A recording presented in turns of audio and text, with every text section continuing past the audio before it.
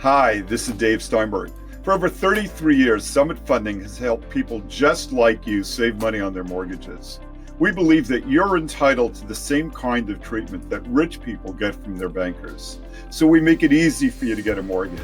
We provide access to sophisticated financial tools and analyses, and we treat you like a real person. Put us to work for you. Let me ask you, how's your credit?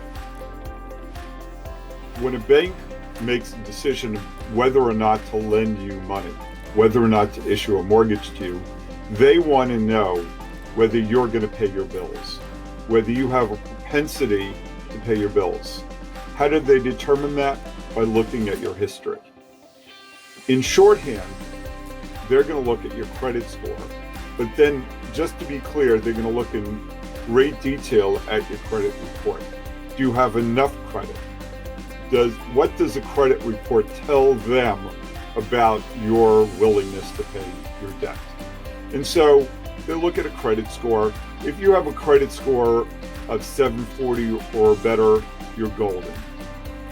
It's not a competitive sport, and therefore, yes, it's great to have an 800 score, but for the purposes of most mortgages, 740 is aces.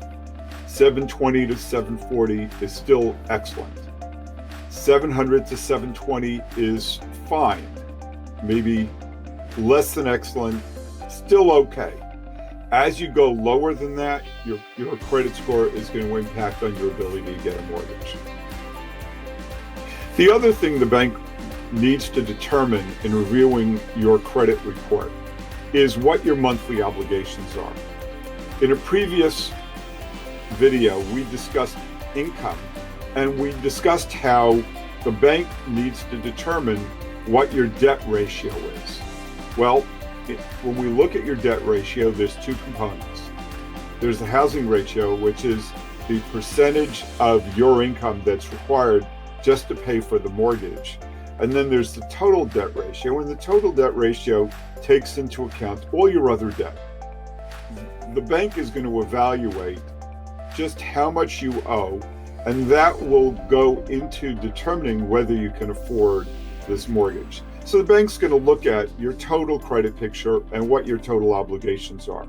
Typically, people have car loans or car leases. Maybe they have a student loan. There may be some credit card debt, installment debt. Maybe you bought something on debt. You may have other real estate debt. All of that goes into the total picture, where they'll look at whether your credit is good enough, whether your credit score is good enough, and then they'll also try to understand whether you have the income to carry the mortgage plus all your other obligations.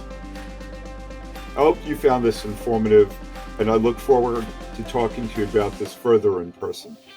Hey, this is Dave Steinberg. I am so delighted that you took a couple of minutes to watch our video, and I look forward to interacting with you in person.